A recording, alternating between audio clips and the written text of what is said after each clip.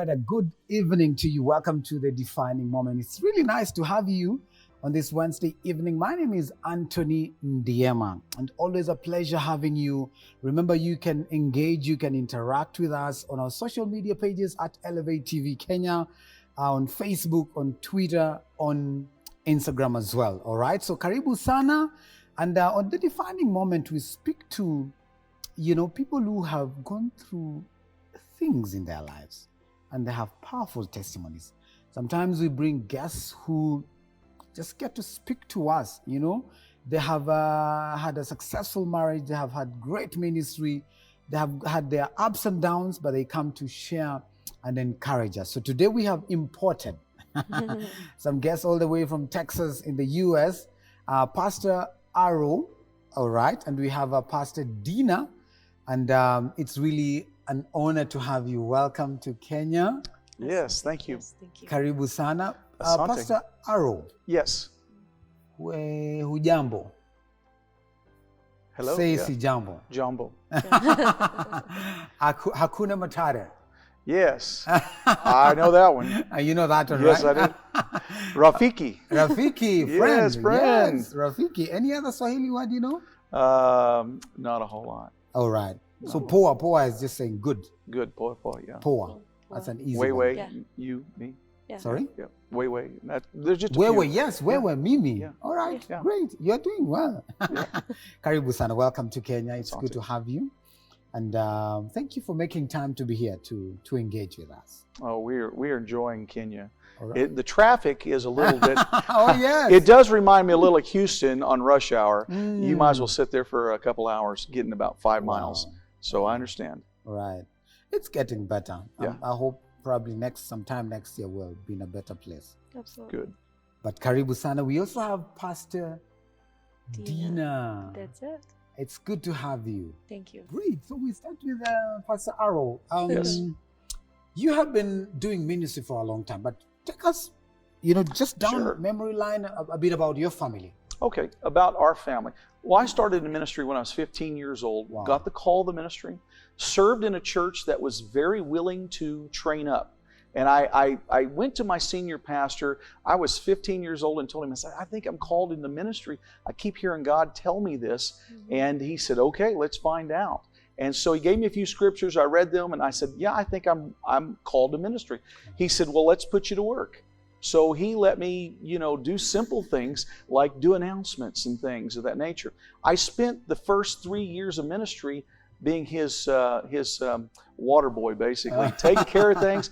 But he let me Right. preach, and he let me start learning and pray over people and anoint people and have testimonial services. And I learned the process. And the first places that let me preach were street ministries and missions, and that's where I started. Some of the toughest places. But our little church of about 300, he let me practice on the people, and they were good to me. Wow. And so I went to Bible college in Southwestern in Dallas, and loved it. I enjoyed that time. And then I joined a discipleship program after I was done with that.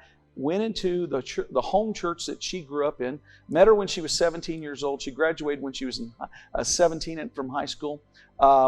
When she I waited till she turned 18, and I actually moved to another church as another leader before we started dating. And she was in college, and we started dating, and we married a year later. That was 30 years ago, Wow. which is amazing. We've been in ministry all that time, Wow. which has 30 been years. 30 years. Amazing. 30 years. Pastor Yeah. Dina, Yes. so Pastor Aro comes to you. Mhm. How did you like him? Tell us a bit about tell us, you, Dina. your union and how you now decided to get married. And Well, when he first came to our church, I thought he was a pretty good-looking guy. But he leaned over during that Sunday night service, and he goes, "Do you have a piece of gum?" And so I said, "Yes, I do." So I gave him a piece of gum, and it was romance from there. Oh. Well, But I sort knew of. from a young age, really, that I was called to be a pastor's wife. I didn't know what that all entailed, but I knew that was my calling. So I am living out my childhood dream. So it's pretty Wow. cool. Were you in a Christian family? Yes. in a pastor's family.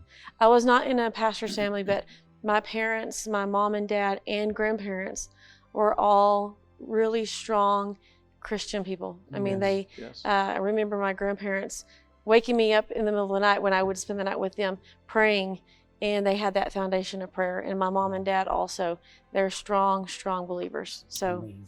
yeah. So I didn't have the pastor home at that behind me, but I knew that's what my calling was. Yeah. So please give me some gum. Was that your pickup line? That was that That wasn't. was their pickup line, yes. I was in a program I couldn't date, so it wasn't Right. going to be like we were going to date. We Oh, were right. not. That was not. It was just conversation. And, Right. you know, girls always seem to have gum or mints or something of that That's nature. true. And I was supposed to be there that morning, but I was preaching somewhere and couldn't make it. And so the whole team that I was a part of was already there. Everybody knew everybody, but I was brand new. And so I walk in, sit down, and service is going. And as I sit down, I said, "You got a piece of gum?" She said, "Yes." And the conversation started. In the start, it was just simple, of course. It took, we became friends in the next year.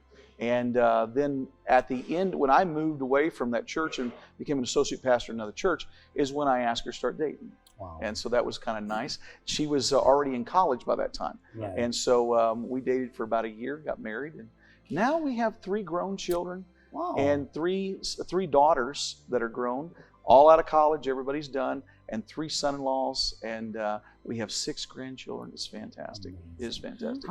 How has it, before we even get into ministry, how has it been raising the girls?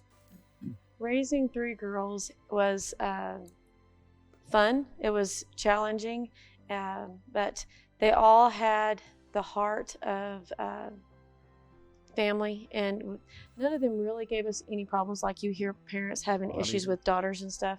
They would have their, what I would say, hiccups every now and then, but as a whole, we worked together well as a good family team.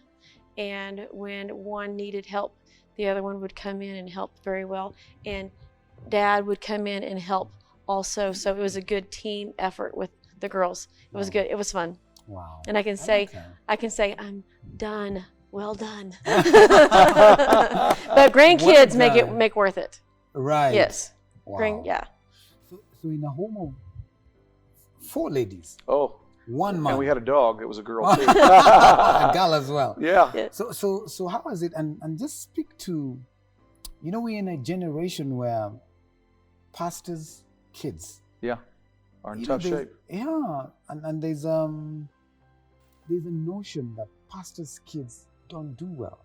1 or Yeah. 2 of them will go a totally different direction. And I've seen that. Speak I've to seen that happen. And I grew up with a senior leader who his children were, they were expected to be perfect, Yeah. and that expectation's not healthy.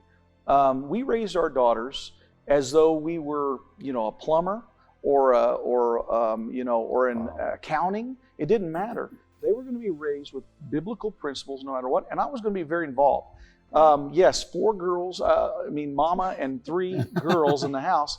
And so we would sit around the table, and I would every night until they were teenagers and had basketball and cheerleading and all that. And then we planned at least 1 or 2 nights every week. Sunday night was a no-go. You couldn't go anywhere. You had to be with us. And usually Thursday night. And so when we'd sit around the table as they were older, I said, any question you have, at this table, you're free to ask, except girl questions that need to be directed towards mom. And so they would start to say something, because they were 12, 13 when they were coming on at this age, and they'd start to say something on that level. I go, I'm not listening to that. You talk to mom. But we would do things, we would give them a point to tell us how they feel. And then we would also tell them how we feel. They would challenge mama. That's what girls do. They're challenging for my attention. And I learned that. And so the oldest one time, she went into her room. She was getting ready to go somewhere. And she was a cheerleader, very popular. She had a pretty short skirt on. And Dean had already told her, you don't need to do that. You need to put something longer on, I'm telling you. And she goes, and she kept going that way. She came out to me. I was in the living room. She said, Errol, I need your help. So what's up? She said, our daughter is wearing a very short skirt. She's going to go out on a date. I don't like that. And I said, okay, not a problem. I walked in. I said, Ashley, listen, you're going to change what you're wearing. She goes, but Dad, I'm going out on a date. I said, it looks nice, but that's not going to what you're wearing. And she goes, I said, your mom's already told you, and I'm backing your mom. Wow. That's the way it is. I like it. She changed it. You know what? She's a mama of 4 Wow. right now. She's been married for 9 years Wow, to the great. same. The first person she was serious about dating is the man she married. They've been in a great relationship. So those turning points, we played on the same team. Right. You know, we were the same person. We just a man versus a woman. And every time they got a little bit older, when they were looking at boyfriends and they were moved, we didn't let them date till they were 17. And but when we put principles into them and didn't ever tell them, you got to be perfect because you're a pastor's kid, and we wouldn't let people talk over them like that. Yeah. So we stopped that conversation. And then I told them when they got about 17, they started dating. I said, now let me just share with you, don't replace me very quickly. And they said, well, Dad, we could never replace you. Right. I said, no. There's a hairy-legged boy who's going to come someday. He's going to look good. He's going to have one attribute of me that you like, and you're going to follow him. And when that happens, know that Dad's here, Mom's here, and it's okay. Now, when my first daughter got married and we were in the wedding ceremony and I handed her off, place is packed. I felt the anointing come off of me and go on to him. Wow. When I said, her mother and I give her away. Wow. It was crazy. And I sat down and I said, that's what it feels like. Come on. Wow. That's what it was like. Wow. I really like that. So you kept playing on the same team. Yeah, we were Yes. on the same team. Same team. Before we take a short break, then we come talk about ministry. Sure. Okay.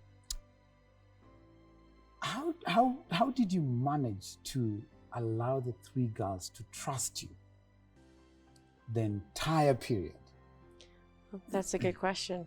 I think like what Errol was talking about, being transparent, where they can actually answer or ask questions at the dinner table. We have, I had to be always open to have that conversation with them. And sometimes it was the right time, sometimes it was wrong, not the right question at the wrong time or whatever, but I always had to answer their questions honestly. And I didn't candy coat it. I mean, I gave them the honest question, honest answer as a mom, and they respect me now because I was honest with them then, if that makes sense. Amazing. Yeah. It was amazing. I like that. It was amazing. And we were on the same team. Yeah. Same team. All right, we take a short break. We'll be coming back. Let's talk about ministry. Sure. Why you're in Kenya, Yes. but also what beats in your heart Oh, that's easy. for God. Yes. Amen. All right, so we'll talk about that when we come back right here on The Defining Moment. Always a pleasure having you. Remember, you can get in touch with us. Do you have a story? Do you want to share? Do you want to encourage someone? At Elevate TV Kenya. Don't go too far.